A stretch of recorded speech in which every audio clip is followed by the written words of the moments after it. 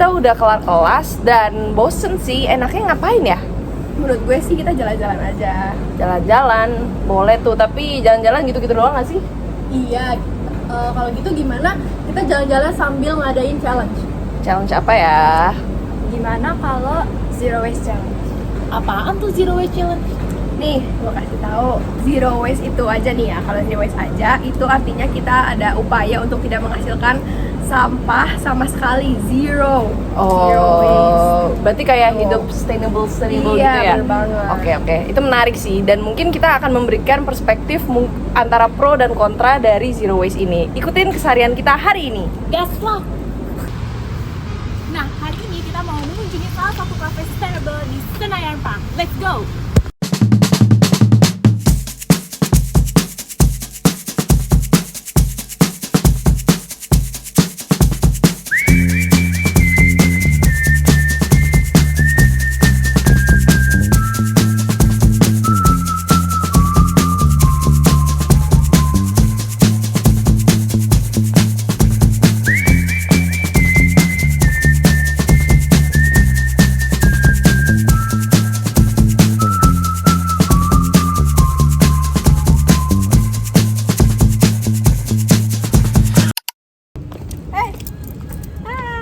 Ketemu juga kita dan kita udah sampai di Kopinako. Ikutin kita jalan-jalan dan ngopi-ngopi hari ini. Ketika sampai kita langsung disambut dengan cup-cup kopi yang udah digunakan dan dijadikan aksesoris untuk jadi dekorasi di dinding cafe ini.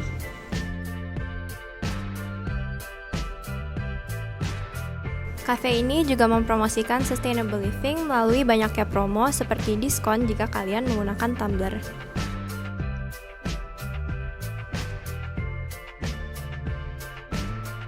Pesanan kita udah datang. Nah, kalau kalian gak bawa tumbler, jangan khawatir karena Kopinako Daur Baur menyediakan cup yang bisa di-recycle atau bisa kalian kumpulin langsung di sini.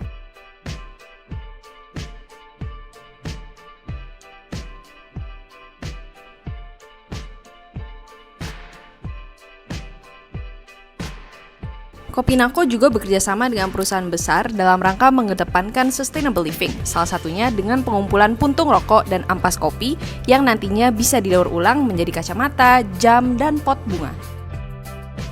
Wah, ternyata keren banget ya di Kopinako Daur Baur. Jadi penasaran, kira-kira pengunjung sini gimana ya? Yuk kita simak wawancaranya. Kakak baru pertama kali kesini? Atau Enggak sih, udah beberapa kali. beberapa kali? Jadi ini udah yang beberapa kali? 7 Tahu dari mana kafe ini? dari Google sih. Udah tahu belum sih kakak kalau misalkan di tempat ini itu kebanyakan furniture-nya kayak meja, kursinya itu merupakan sampah daur ulang. Nggak tahu. Berarti baru tahu sekarang. Baru tahu sekarang. Terus tanggapan kakak terus experience-nya selama ngafe di sini kan udah 7 kali kan kak? Iya. Nah, gimana tanggapannya dan juga experience-nya? Sebenarnya kan baru tahu juga ya kalau misalnya ini daur ulang gitu. Ya tanggapannya bagus sih kalau misalnya udah bisa ngolah, udah tahu gimana cara pengolahan dan ada produk yang bagus, yang nyaman dudukin, yang kokoh juga kelihatannya. Jadi gitu sih. Untuk eksperimennya emang nyaman kalau tempat ini untuk belajar, untuk ya co-working space aja gitu. Jadi scenery-nya juga bagus.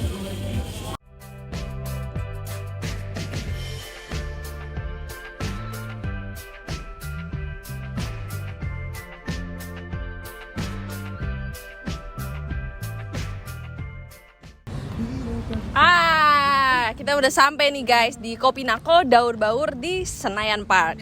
Dan jujur di sini experience-nya dapat banget karena ini konsep baru. Jadi kita tuh bisa nongkrong sambil melestarikan alam. Bener banget. Kalau dari lu experience apa yang lu dapetin di sini?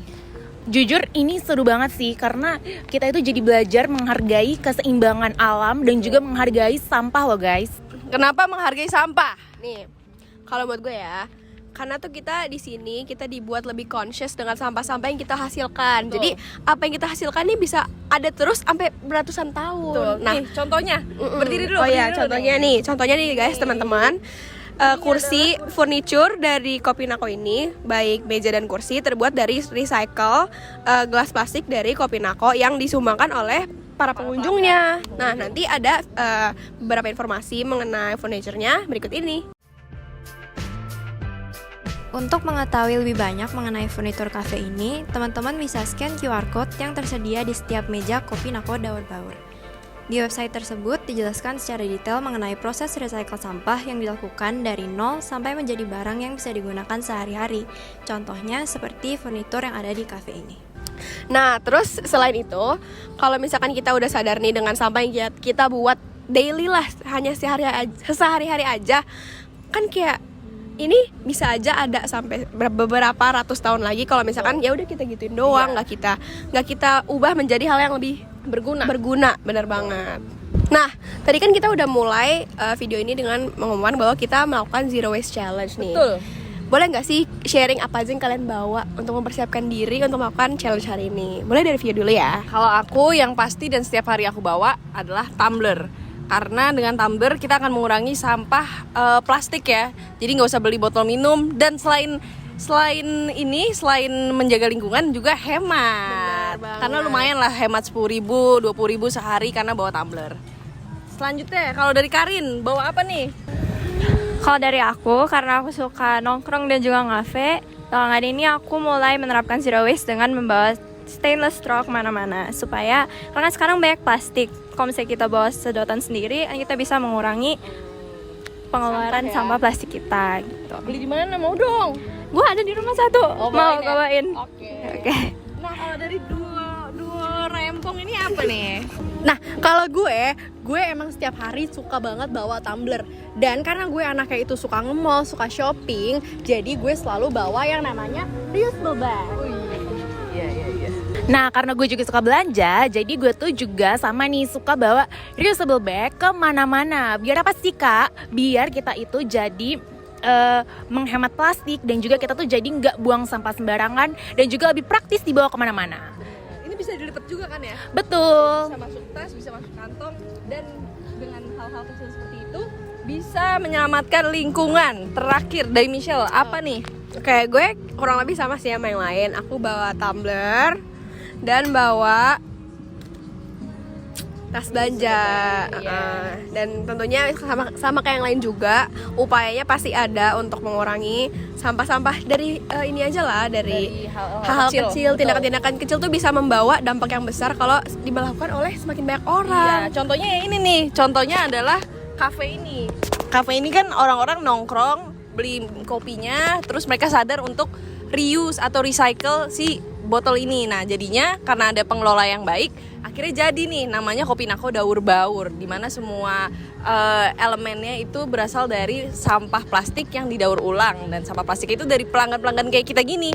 Jadi tentu besar harapan kita makin banyak kafe-kafe yang mau ya mengelola sampah secara baik, sehingga kita sebagai pelanggannya juga merasa berguna gitu buat bumi. Benar. Pokoknya biar ini aja sih, semua orang biar makin responsible dengan apa yang mereka hasilkan, apa yang mereka waste. Jangan asal buang aja tapi kita nggak perhatiin nanti sampah kita jadi apa ya gitu.